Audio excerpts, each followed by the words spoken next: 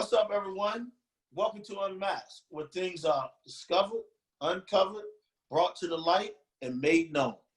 I'm your host, Lamar Barrett, coming live to you from PG County, Maryland. If you're interested in finding out about the untold stories behind being a college coach, this is the show for you. Being a former assistant men's college basketball coach for 16 years, there are so many untold stories behind the scenes in the life of a college basketball coach. Now, let's unmask them. Today's guest is a longtime assistant coach with a great basketball mind, a future head coach in this business, in my opinion, and a native of Arlington, Virginia, Kenya Hunter. Now, Kenya comes with a very impressive resume.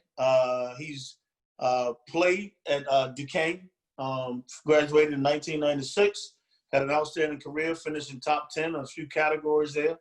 And then from there, he went to NC State as a graduate assistant with Herb Sendak from 1996 to 98. He goes back to his alma mater in 1998 for 2 years as an assistant coach, comes back to NC State in 2000 for 4 years as the director of basketball ops with Herb Sendak before leaving to go to Xavier for 3 years with Sean Miller as an assistant coach. And then he goes to Georgetown with John Thompson III as an assistant coach for 6 years until 2013.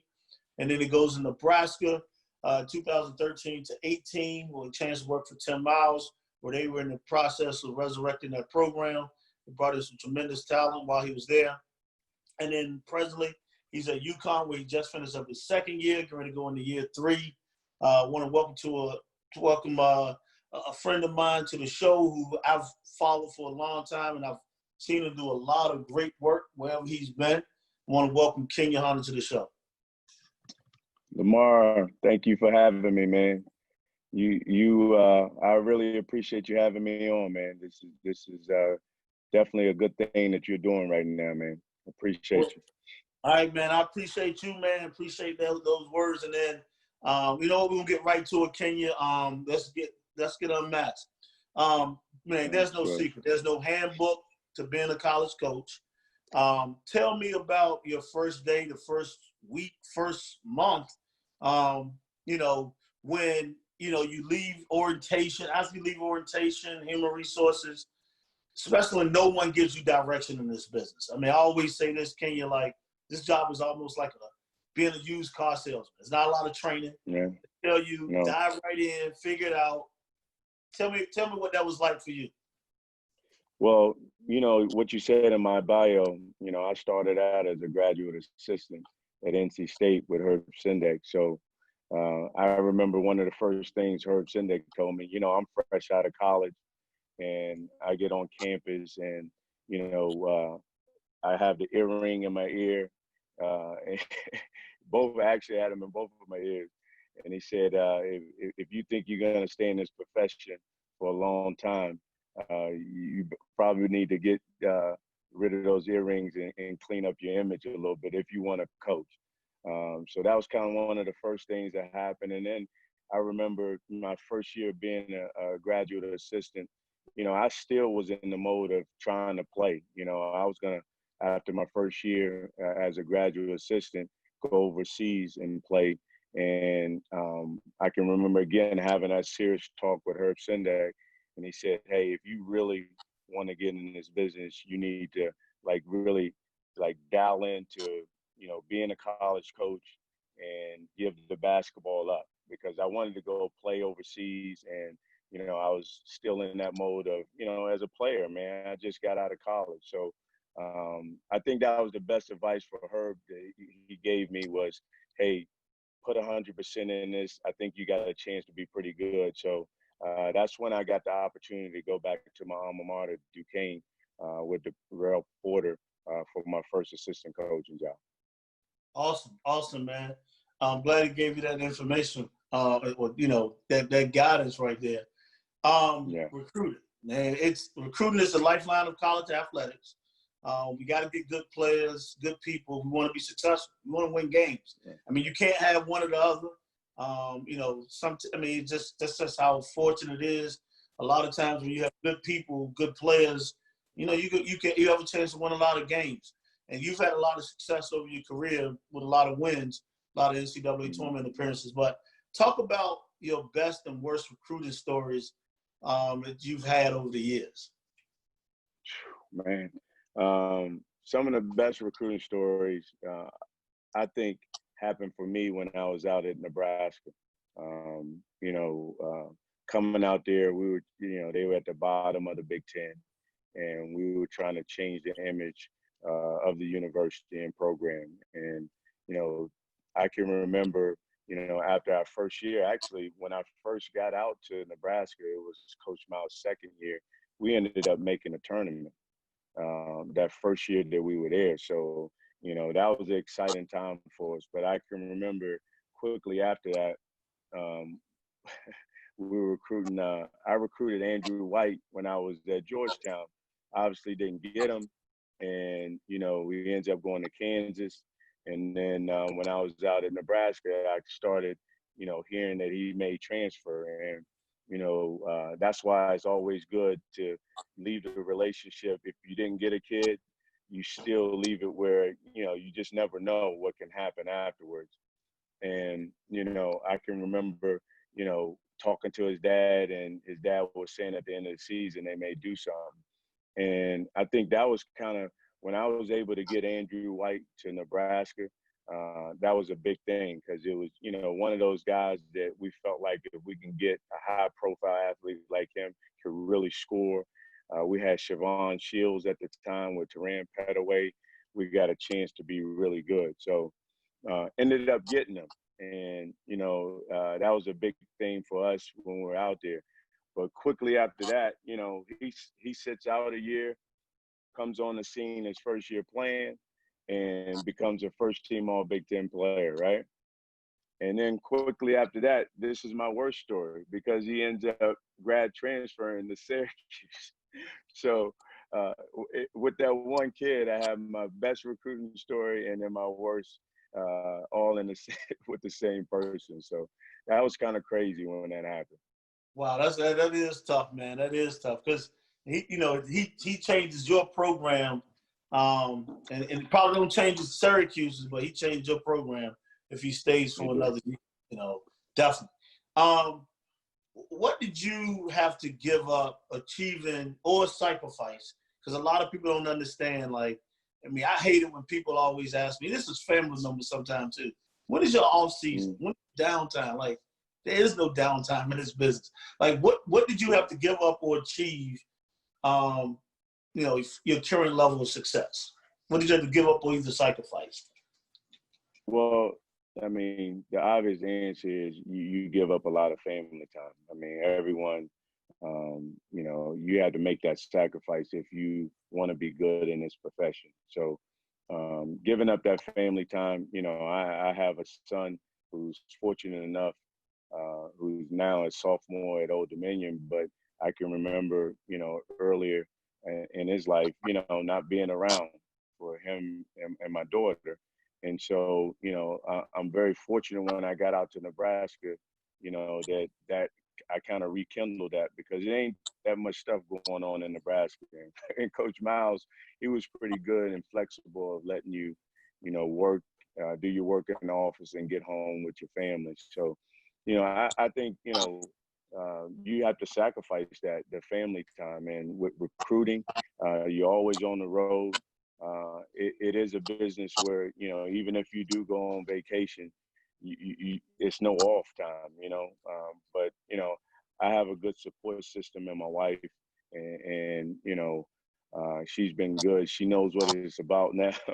After the first couple of years, it was a struggle because you got to get used to it, but now it's a routine with us, and I think we've done pretty well with our family. Awesome, man. Well, next thing is scout reports. Mm-hmm. We all know how huge they are. And a lot of times you can always tell, well, most of the time, whether you're at the game live or you're watching it on TV, like whose scout it is. Because that guy's, he's up screaming, yelling, calling out plays, calling out actions. He yelling a lot of stuff to the players.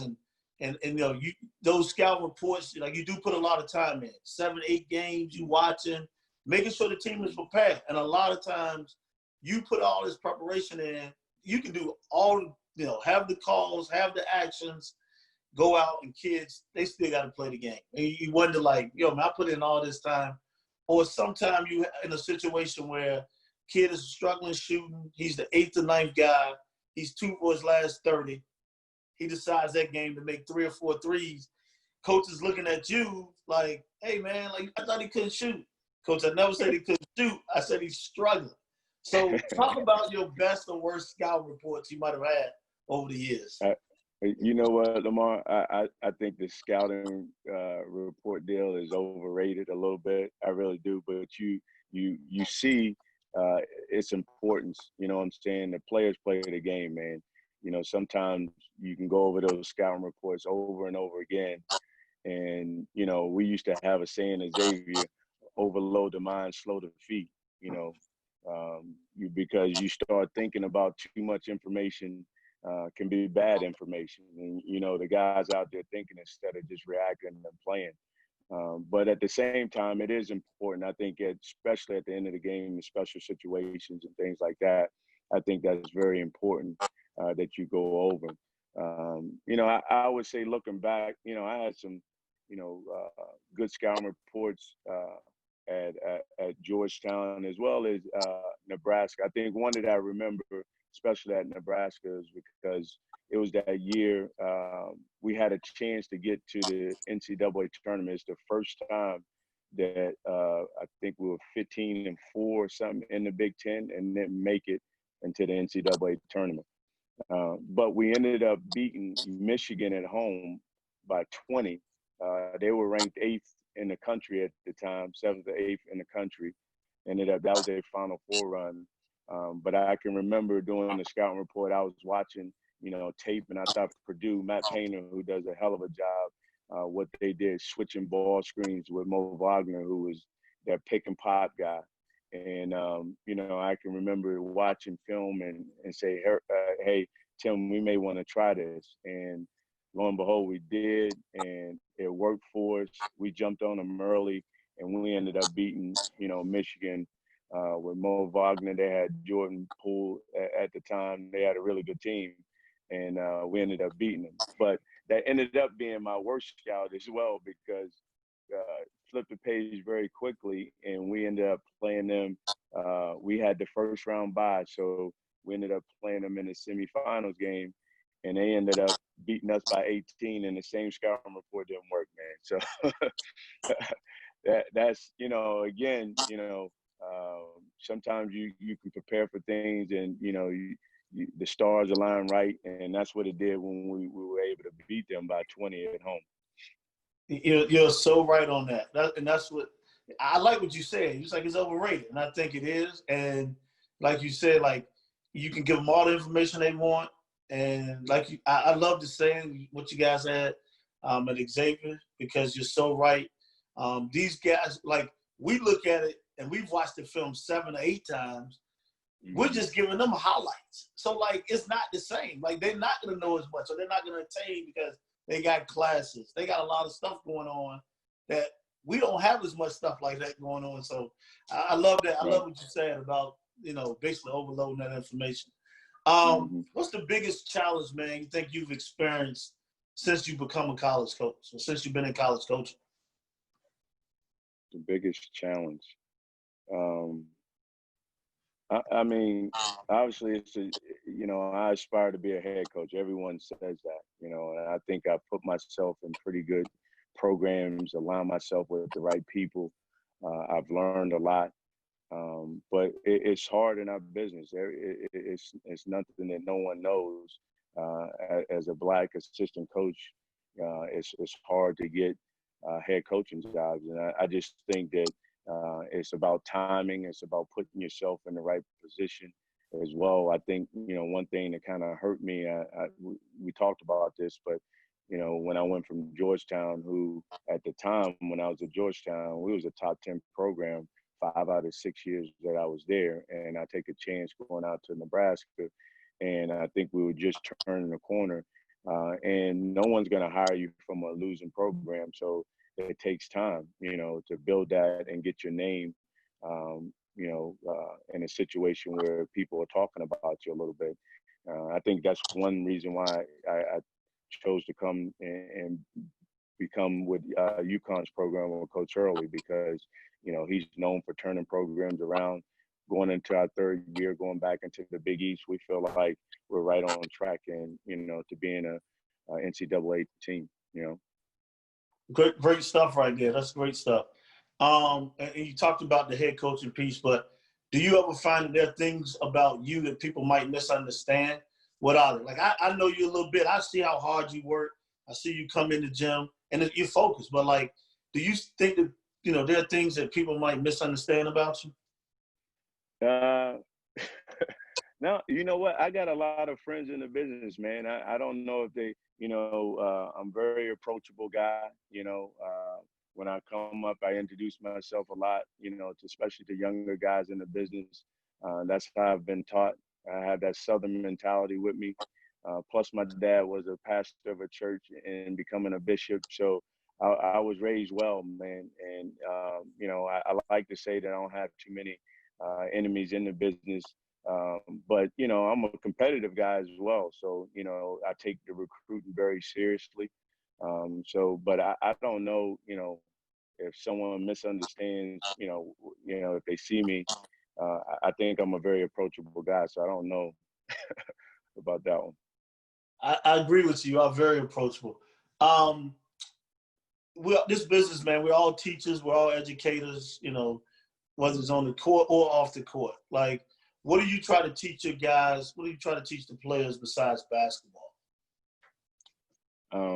I know one thing that I've learned since I've been at UConn that Danny Hurley does really well, and that's the education component of making sure that our guys are, educating themselves every day. Like, especially during this pandemic, there's been a lot of Zoom calls, right? But even our first year here, we would sit in a circle, man, and read different books. And this is, him trying to build our culture, but at the same time, expand their thinking of, because after basketball, man, this ball stops and the air is out, man. What are you going to do after it's done? And, he send guys podcasts and we go over that. We have former players coming back and doing Zoom calls with our players. So just the education component. We had Maurice Claret come talk to our guys about his rise and fall, a guy going to prison, self-educating himself, and out of prison now, he's an entrepreneur. Like, those kind of stories, putting that in front of our guys a lot, just so they understand how important it is to educate themselves and educate their minds so they can grow. And after this ball stops bouncing, you got to figure out what's the next thing. Great stuff right there. That's terrific. What are your best and worst memories in coaching? Best memories is going to these NCAA tournaments. I missed that out at Nebraska. Our first year we went to the tournament, but being a part of two Big East regular season championships with John Thompson, in 08 and 13. We had some dudes, man, some dudes there, and winning those championships. When I was at Xavier, we won the A-10 championship. So I've been very fortunate in that regard, being able to get to NCAA tournaments and have success. Some of the worst, I would say, still being at Georgetown, not getting further than what we should have, with the team of Roy Hibbert, John Wallace, Patrick Ewing Jr., Jesse Sapp, DeJuan Summers. We had a squad, and I can remember losing to Steph Curry and that Davidson team, man. That was a tough one for us. And then, in 13, we had Otto Porter and a couple other guys on that team, Jubril. And we ended up losing to Florida Gulf Coast. And we were a 2 seed at that time, and that's when they created Dunk City. So that wasn't a good memory for me. So those two are pretty bad, man. I feel you. I feel you on that one. Yeah. This will be interesting. It's a little twist. I know you've been around for a long time. Strangest, craziest, wildest thing a player has done outside of the basketball court. And you don't have to mention names, but something you've seen that's like, wow, I can't believe this guy really did this. Something jumps out. Let me see. You know what? I gotta. This is crazy. I don't know if a lot of people. So I started out. You know, when I was in college, I coached AAU team, the Pittsburgh Jots. I Remember don't know that? if you remember them. Yeah, I remember Pittsburgh that Jots. program. Well, so that was like my summertime job, Lamar, right? Coaching the AAU team, and J.O. Strike was in charge of the team. He was the run. But that's how I got to know Sean Miller and them. I was with his dad, John Miller, and we were coaching the team, right? And so we were at an AAU tournament out in Florida, and we had Danny Fordson, Damon Flint, and who else? Kenya Martin was on team. This is when you can recruit, you can get guys from different states. It didn't matter, right? And the one kid we had coming and was meeting us in Florida was D'Antonio Winfield. I don't know if you remember. He played in the league, played at We were Cincinnati. just talking about him the other day, talking about how bad, Yeah, how he was he a dribbles. bad dude. So that was all those guys were on one team, right? And so, you know, I'm back in the day, I'm driving the van and stuff. So we get there late because we had a layover, and we ended up getting to the hotel, and we're calling D'Antonio Winfield trying to find him. And we walk up into the hotel room, and there's several teams staying at the place, right? So we're asking around, have you seen big 6'8" big guy? And he went in one of the another team's room and just fell asleep in their in their room. Like, yo, we had to go in there and wake this big dude up, and no one was gonna say something to him because he was like 6'8", 250 back in high school, you know. So that was kind of, you know, as far as my AAU days, you know, driving that van and stuff. That was a funny story. That's But definitely a funny story.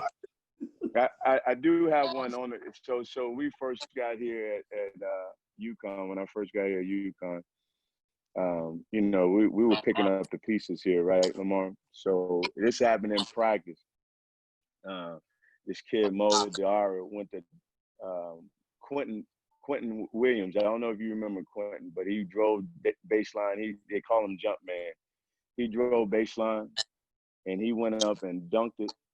And when he dunked it, he wrapped his legs around Mo Diarra on the rim, like wrapped his legs around the kid, right?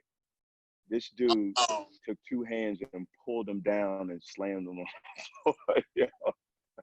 Hey, Lamar, he hit the floor, and yo, I was like, did I just see like that didn't just happen.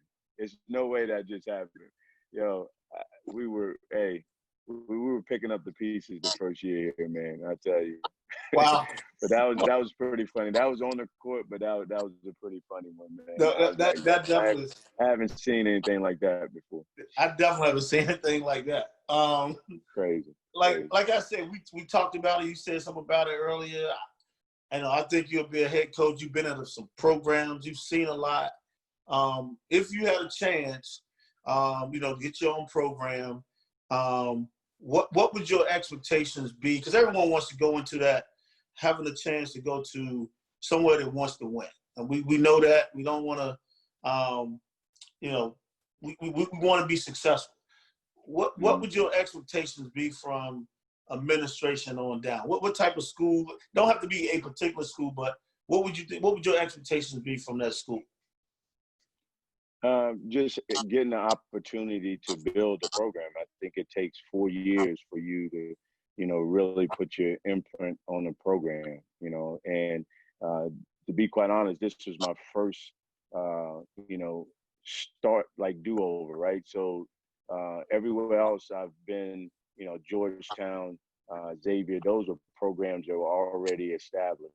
You know, UConn, and I've actually came in like second or third year. Even at Nebraska, I came in the second year. Tim Miles was there. But when Coach Early took over, it was my first time, and you again, you're trying to build your culture in the first year, establish your culture in the first year, and then I think what's important is your first two recruiting classes. They have to, you got to hit it and hit it good, and make sure you bring in the guys that you feel like can help your program and bring your program to where you competing at a high level.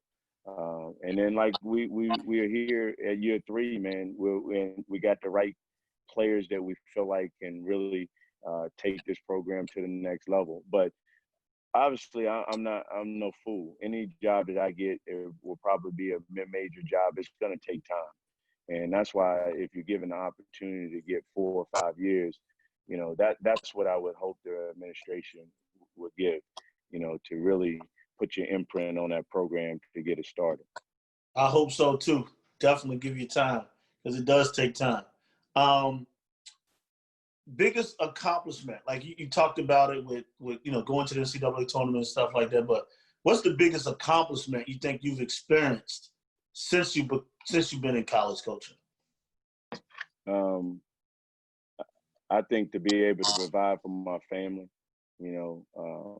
I think that that's been huge for me. If I'm gonna spend a lot of time away from them, I'm gonna make sure they're taken care of the right way, man. And I'm very fortunate to be in the position that I'm in, to continue to move forward in my life. But seeing my son go to college, and he kind of established that on his own and getting a scholarship. But him seeing what I've done with players, and how I've taken care of them, how I've coached them, good and bad.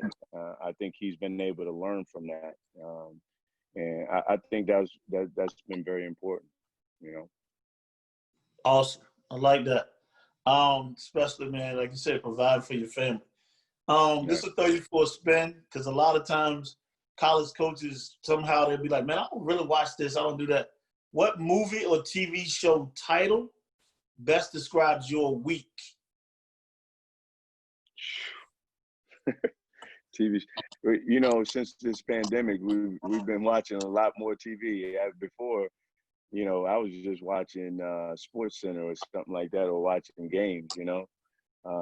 That's a tough question. I used to say this during the pandemic, like it felt like it was Groundhog's Day.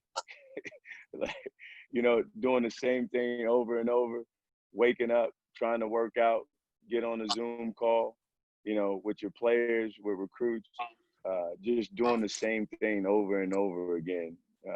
So shout out to Bill Murray, Luke's dad. But it felt like Groundhog's Day. Shit. Hey, trust me, you're not the only one who said that. A lot of guys have said that answer.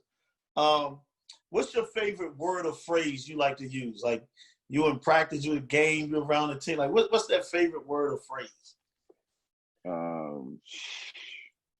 I know. So I got this from Kevin Brodus. Brodus. He used to say this all the time. Yeah, TikTok. Before you start a game, you gotta have that TikTok, man. You got to be locked in and ready to go.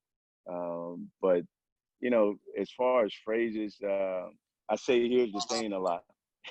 Here's the thing, what we got to do, but I remember that from Brodus when we were at Georgetown, man. He used to say, "You guys got that TikTok today, man. Be ready to go." So that's a classic, bro. That's a classic, yes. Brodus right there. Shout out to my man, bro. Yes, sir. Love him, man. And you said it earlier, so it might be the same thing. What's the best piece of advice you've ever been given?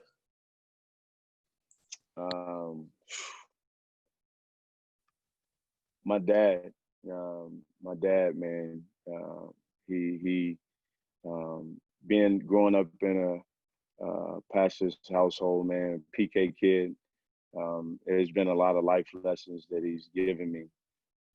But just be true to yourself, basically, be who you, be your own authentic self. I think that's very important. I, I just, I don't know, man. I've had a lot of good advice from him, but you know, just sticking with anything that you do, just make sure you stick with it, Lamar. You know what I'm saying? Like, never give up on anything. Compete to the end. I can remember from high school, back in my high school days, wanting to quit my sophomore year because in basketball because I wasn't playing a lot. You know, he wouldn't allow me to do that, man. Just you know, being able to stick with it and weather the storm and you know, can't get too high when things are going well. Can't get too low when things are going bad. So just staying even keel about everything, really. Great advice. That's great advice. Yeah. If you had to choose 3 adjectives to describe yourself, which would you choose? I know you're not a self promoter, so that's why. Which adjectives will you describe yourself? Um, I would say first thing, I'm a caring person. Like I care about, you know, the body of work or what I do. I care about our players. That's that, you know, making sure that they're taken care of. I feel like I'm a loyal guy as well. You know, you know, especially who I've worked for. You know, making sure that I give my best every job, and you know, making sure that I work my hardest for that program and that coach. And then just you know, I feel like, you know, especially when I was a player, just a competitor, man. You know, competing at the highest level, taking pride in my work. You know, like you said, from scouting reports to whatever I'm doing as far as recruiting. You know, I take pride and I compete at the highest level, and trying to be a winner. You know. Awesome. What qualities do you value in the people with whom you spend time? Um, what qualities that I value? Just being respectful, you know, being respectful, you know, being a good person. You know, I really believe that good things happen to good people as well. I want to surround myself around like-minded people, um, you know, that I can get along with, and you know, that's who I like being around. You know. Great couple of answers. What person or persons and or event has had the most influence on your life? Well, my dad has had the biggest impact on my life, but I would say when I was at Georgetown, you know, hearing some of Big John's stories, um, that's a guy that, you know, when he talks, you listen. You know what I'm saying? And um, every moment that you're around him, you get nuggets that you could take from that uh, to help with yourself and to help with recruiting players or just coaching players. So I was very fortunate to be in that situation where we would have those talks a lot, you know, and that was great information and great knowledge that I was getting from one of the Hall of Fame coaches that is always going to be known, Big John, man, and he was a great person. Yeah, and I would think that like everyone that goes over there, whether you work for Patrick, JT3, Craig X when he was there, you still gotta, you know, sit and listen to him. Just all the things he's been through. I mean, you can only imagine. I can only imagine just hearing all the life lessons Right. that you know he's giving you. I can imagine that. That's stuff you treasure for a lifetime. But I like to Yes, always yes, ask. man. I always like to end on asking this question. Knowing what you know now, and because you jump right into this, what would you tell your young self to prepare for as an assistant coach? My young self, I would say that, you know, it was going to take a lot of time away from, you know, if whatever you do in this profession, like you got to give 110%. So my young self, I would I would say that I would make more connections within administration, each place that I've been. I think that's a big part of it, because if you get to know the associate ADs, people in administration, they move up as well. And you never know that it could be AD at a certain situation where, because you have that relationship, you could kind of put yourself in position because they know your body of work and you have an opportunity. Because I really believe in this business is not always what you know, is who you know. And I think, my younger self, I would try to build more relationships within the administration at each stop that I was at. So true, man. Thanks for dropping that nugget. Look, I want to thank you again, Kenya, for being a guest on the show and being unmasked. Is there anything you want to leave with the viewers before we go? No, I just want to thank you again, man. This is a great opportunity, and a great thing that you're doing for, a lot of assistant coaches to tell their story, man. And, this, like I said, it's a great platform for this. And I appreciate you, obviously asking me to do this. So good luck to you, and appreciate you, man. Man, hey, thank you for those great words, man. I appreciate you as well. And thank you, viewers, for watching another great show. Stay tuned for the next guest as we get them unmasked. See you next time, and stay safe. Lamar.